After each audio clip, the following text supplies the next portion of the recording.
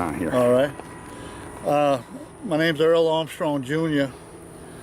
and we're in Boothville right now, but I'm originally from Pollytown and moved up here in Boothville in 1974. From 74 till I could carry a bale of hay, I've been raising cattle and went to school at Pollytown up to the 8th grade.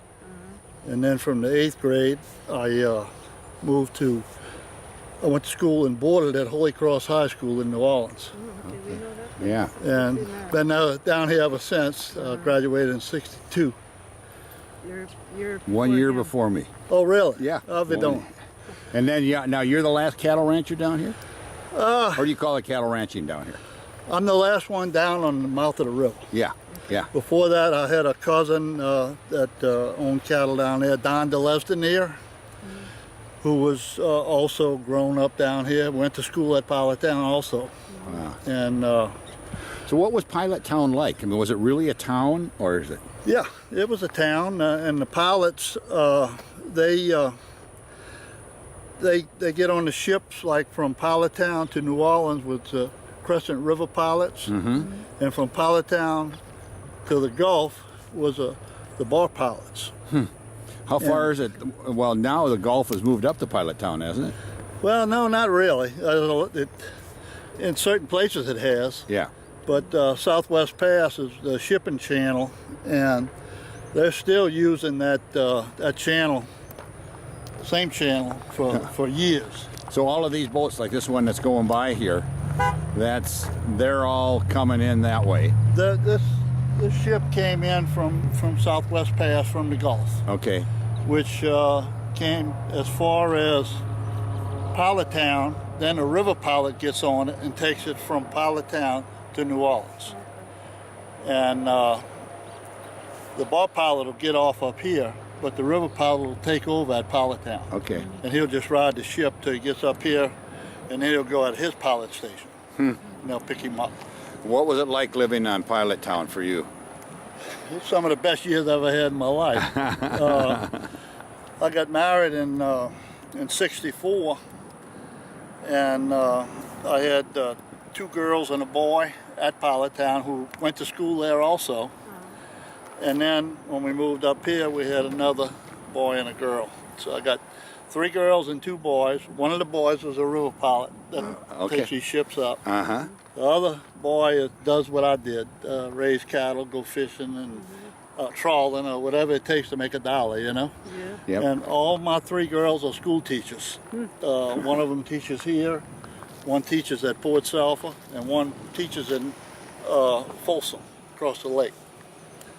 And I was never much at school, and all my kids wound up being school teachers, so somebody got me. That's good. Do they come back and teach you then? Huh? Do they come back and teach Oh, you? yeah. No, Yeah. The kids teach me. They're Yes, kids. Yeah, They're right. the grandkids now. Yeah, because I don't know anything about computers or anything, and Yeah.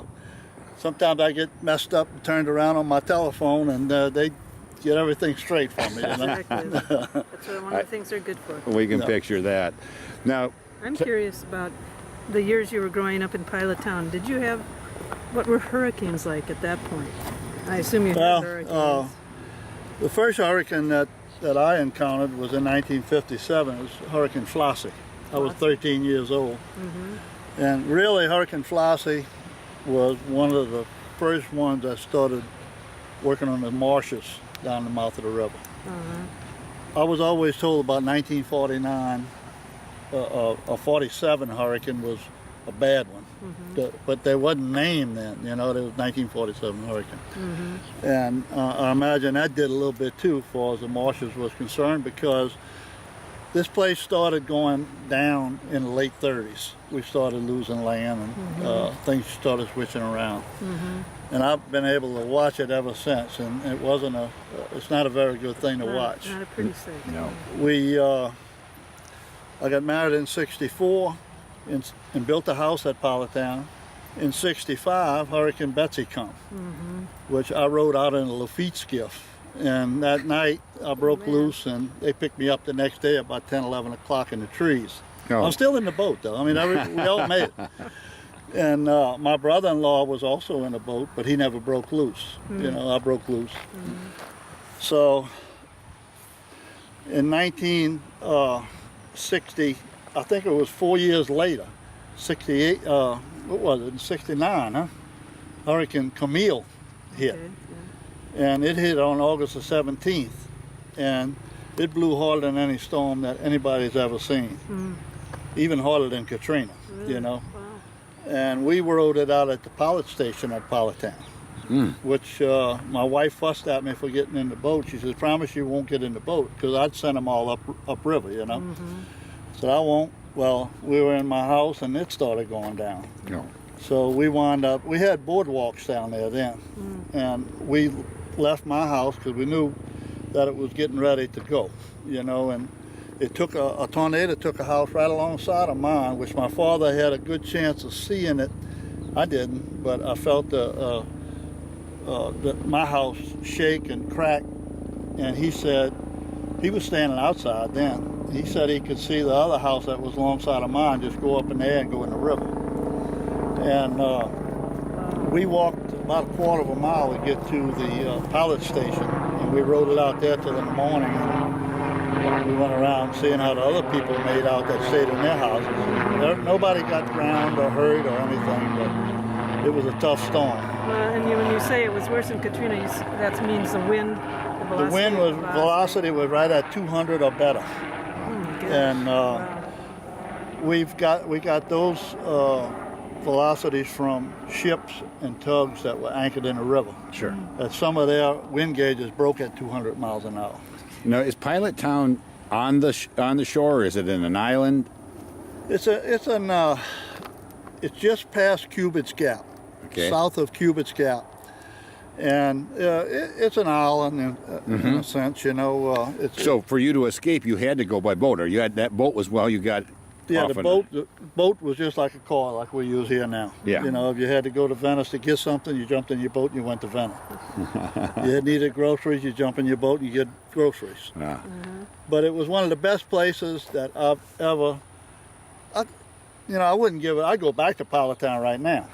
But it was a good place to raise children, and everybody looked after everybody's kids. If they seen them doing something they wasn't supposed to do, they fussed them just like we would, you know.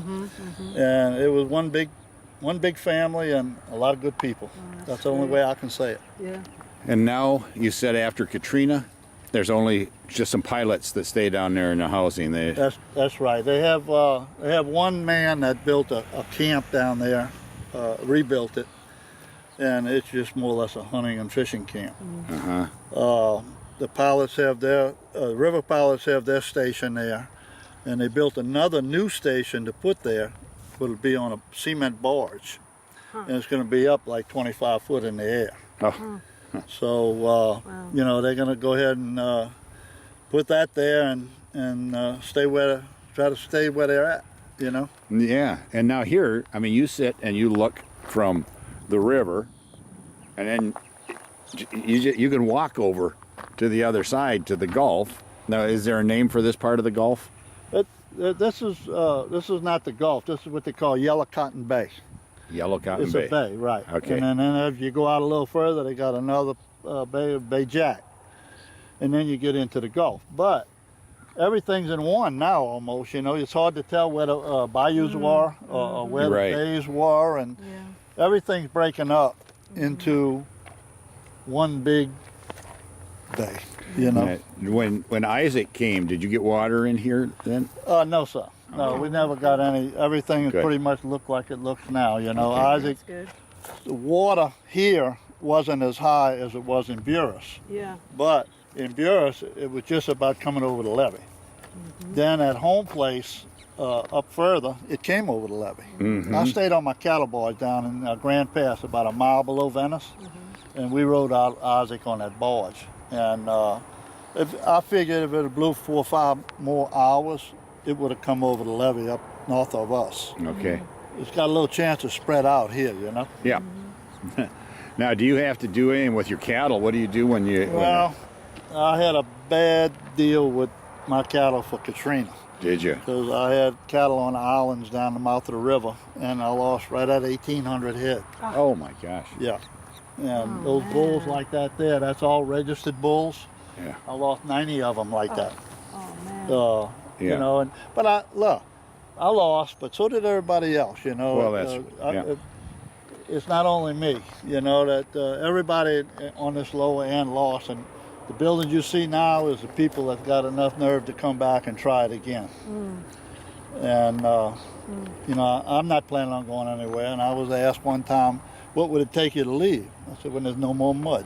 That's when I'm going to have to leave, you know. But otherwise, I'm fine. Excellent. Wow. Well, guys, thank you very much. Oh, for you're that. welcome.